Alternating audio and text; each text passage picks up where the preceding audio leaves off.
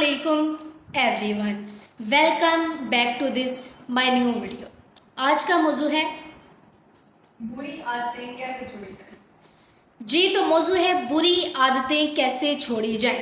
देखिए, हम अक्सर आदतें, हैबिट्स लाशऊरी तौर पर अपनाते हैं, फिर अच्छी आदतें हमें कामयाब और बुरी आदतें नाकाम बनाने में अहम किरदार अदा करती हैं।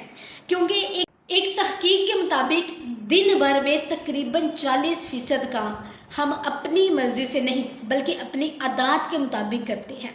बुरी आदत सर्दियों के नरम गरम बिस्तर की तरह होती है, जिसमें घुसना तो आसान है लेकिन निकलना बहुत मुश्किल है। लेकिन अपनी गलती को मानकर दुरुस्त कर लिया जाए तो कामयाबी की राहें खुल जाती हैं। सबसे पहले अपना ये जहन बना लीजिए कि अपनी बुरी आदतों को दूर करना मेरी ही रिस्पॉन्सिबिलिटी है, लिहाजा इसका इंतज़ार ना कीजिए कि कोई दूसरा आएगा वो आपकी इस जिम्मेदारी को अदा करेगा।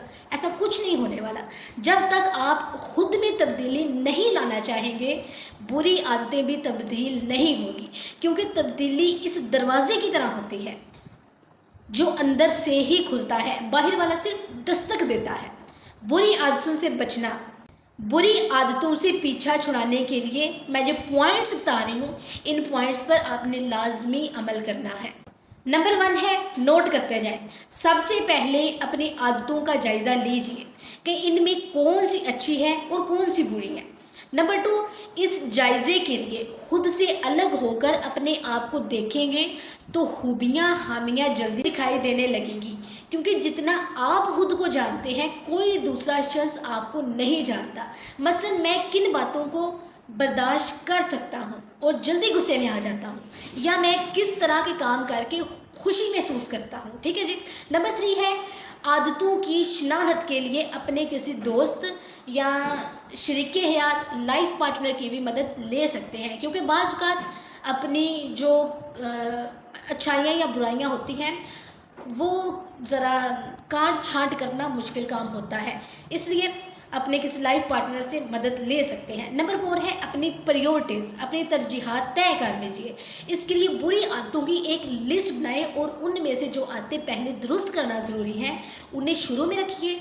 जैसे कि नमाज छोड़ने की आदत है तो सबसे पहले इस आदत को बदलिए और तौबा करके नमाज पढ़ना शुरू कर दीजिए, और जो छूट चुकी हैं उनका हिसाब लगाकर उन्हें भी अदा कर लिया जाए। नंबर 5 है, एक साथ सारी आदतें तब्दील करना बेशक मुश्किल हो सकता है।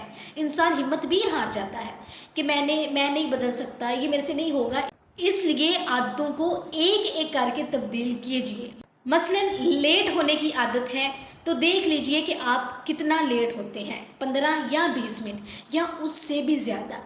आपके लेट होने पर इसके रीज़न्स पर गौर करें कि आप नाश्ते में देर लगा देते हैं या सुबह के वक्त आप कोई गैर ज़रूरी काम करना शुरू कर देते हैं, तो इसे कंट्रोल कीजिए। और अगर आपको स्कूल, कॉलेज, जामिया या दफ्तर या अपनी दुकान पर पहुंचने में आधा घंटा लगता है तो आप कोशिश करें कि आप 40 मिनट पहले घर से निकल जाएं।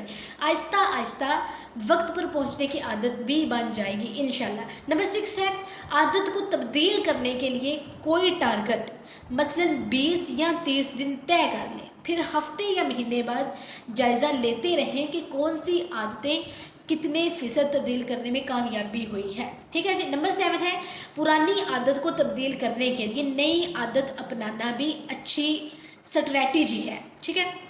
मसलन आप जानते हैं कि मैं रात 9 बजे के बाद इंटरनेट इस्तेमाल करना शुरू करती हूँ, तो रात के कमो बेश 12 बजे तक मैं इसमें मसरूफ़ ही रहती हूँ, तो इस वक्त आप कोई दिलचस्प किताब पढ़ना या कोई ऐसा मुफीद काम शुरू कर दें जिसमें आपका भी जी लगता हो। शायद ये फौरी कामयाबी ना मिले, लेकिन मुसलसल कोशिश ज़रूर रंग लाएगी इंशाल्लाह। नंबर 8 है, बहुत मर्तबा ऐसा होता है कि हम अपने आप से ख़ुद को बदलने का वादा करते हैं लेकिन उसे पूरा नहीं कर पाते। ऐसी सूरत में हिम्मत ना हारिए कि मैं कभी भी इस बुरी आदत को नहीं छोड़ पाऊँगी, बल्कि इसे आर्जी, इसे टेम्परेरी फेलियर समझे और कामयाबी के लिए दोबारा कमर बस्ता हो जाए।